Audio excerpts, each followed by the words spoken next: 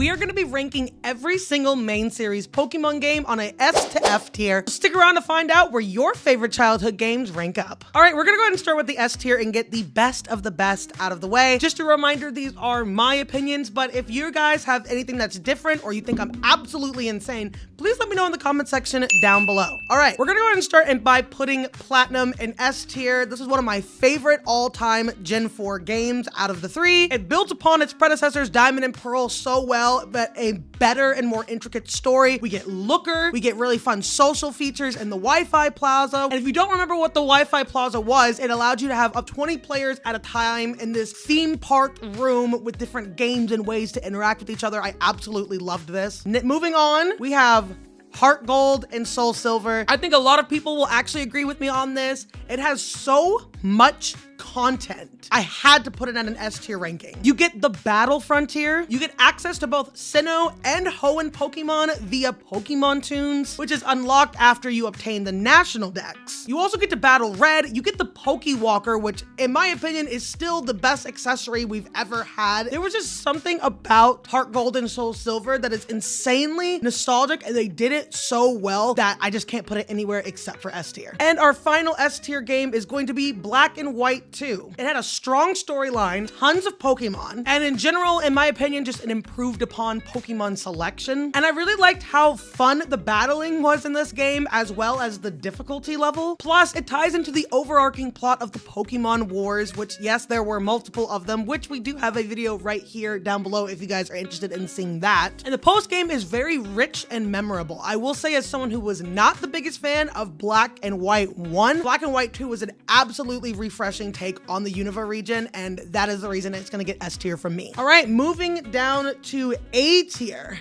We're gonna put Legends Arceus, an insanely unique title, unlike anything else that we have ever gotten from the main series Pokemon games. Unique art style, rich story, and Volo's boss battle was actually really difficult. Not saying that a game's difficulty necessarily bumps it up or down on the tier list, but let's be honest, some of the main series Pokemon games are really, really easy, and I do miss a bit of the challenge that we got from some of these older games, so Legends Arceus was a nice change of pace. We had a focus on completing the decks instead of completing gyms, which I thought was actually really, really interesting, but that could be a pro or a con depending on who you are and what you like to play. Shiny hunting was absolutely top tier in this game, and although it was absolutely beautiful and very, very fun to play, I do feel like there were a few things about this game that keep it from ranking as an S tier game, and for me, it was basically the idea that because they took out gems, it made less of importance for me to have a dedicated team, and instead focused on just catching as many Pokemon as possible, and training really wasn't that needed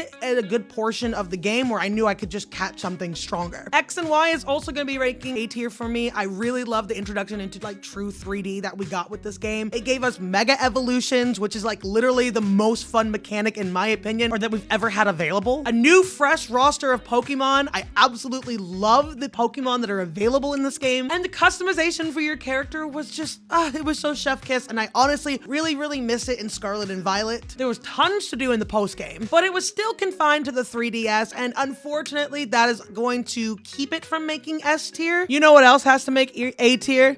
Leaf Green and Fire Red. I was very, very tempted to put this in S tier, but I don't know if it was as good as something like Platinum and Black or White 2, but please let me know about this one in the comment section down below, because I don't know if I feel too good about it. It is a good remake, and it is a good launching point for anyone who wants to play some of the older games, but doesn't want to subject themselves to some of the lack of quality of life features from like the first iteration, like red, blue, yellow, that kind of thing. And it also introduced Dark and Steel typing. Moving on down to B tier, I'm gonna throw Diamond and Pearl. Again, nostalgia, love these games, but as we already said with Platinum took the bases of these games and just improved upon them in every way possible. So we're gonna keep them down at B tier. I'm also gonna give B tier to Alpha Ruby and oh my God, Alpha Sapphire and Omega Ruby. Has a lot of really awesome 3D aspects about it and story aspects that I really like in the same way that I liked X and Y, but I do feel like X and Y did it just a little bit better. Also, I completely lied. I'm so sorry. We are not done with A tier. I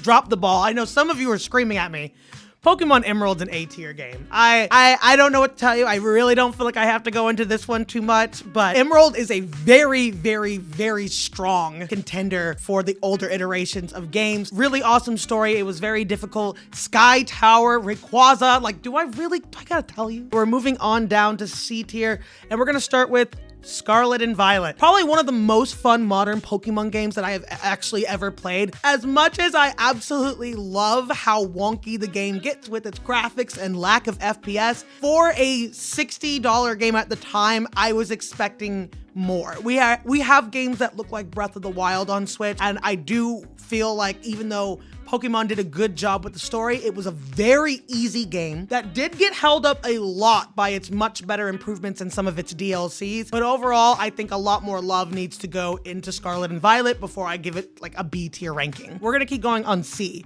and that's gonna be Sword and Shield. I actually think these games get hated on way more than they deserve. Absolutely gorgeous. I love the Dynamax shiny hunting of legendaries in the caves, and the DLC is really fun, but the story is very predictable. It's super easy, and unfortunately, out of like the newer games, it's like one of the few that I just don't go back and play. So for me, it's gonna be at a C tier. I don't think it's D tier. I think it's really good, but for Swordbert and Shieldbert alone, you're gonna stay at C tier. We're also gonna put Gold and Silver there, but it just has a ton more quality of life updates that I think if you went back and played the original Gold and Silver, it might be a deal breaker. This is also where we're gonna throw Black and White. Don't hate me. I just think Black and White, the graphics were meh, the Pokemon were meh, of the sprites, and I just feel like Black and White 2 did what Black and White did just so much better. So I'm gonna keep it down in a C tier. Moving on to D tier games, we're gonna throw in Brilliant Diamond, Shining Pearl, Let's Go, Pikachu and Eevee, all in the same go. I love that you can access Mega Evolutions in Let's Go, but it was just an okay remake, and you could only play the game in handheld mode, I believe, or with one Joy-Con or the Pokeball, and I hated this controller. I understand what they were trying to do, but this should have been like an optional approach,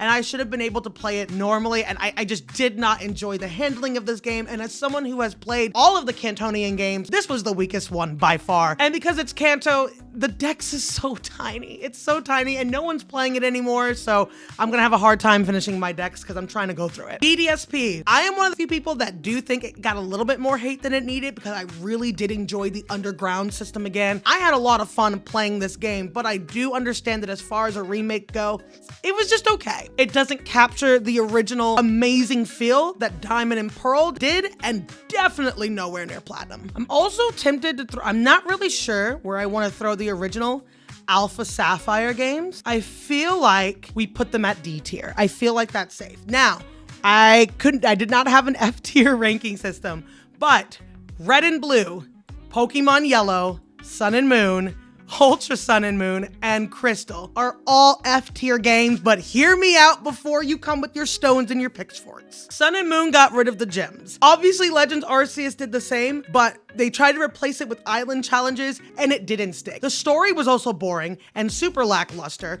absolutely forgettable, to be honest with you. And most of the community just universally agrees that this game is just not good. They do try to build upon it, and I do think Ultra Sun and Ultra Moon are better games, but it still lacks memorability and a lot of access outside of the Ultra wormholes, which was fun to shiny hunt. I don't think it does anything a step up enough to not have it at F tier. And don't get me wrong, Yellow, Crystal, and Red and Blue, we have to absolutely pave the way for the grandfathers, but I think a lot of people view these games with nostalgia-colored glasses. If you go back and play them, especially as someone who has been playing the modern games for a long time, or you've never played one of the older games, some of these are a slugfest. You're not gonna be used to some of the things that they take away. There's a lot more grinding for a lot of these games. Some of these games, for a lot of these games. And there's something that I feel like I really enjoyed playing in my childhood, or even on an emulator way back in the day. But I don't think that I want to ruin the image of these games for myself by going back and playing them, as I feel like I'm gonna just leave them up here in the memory bank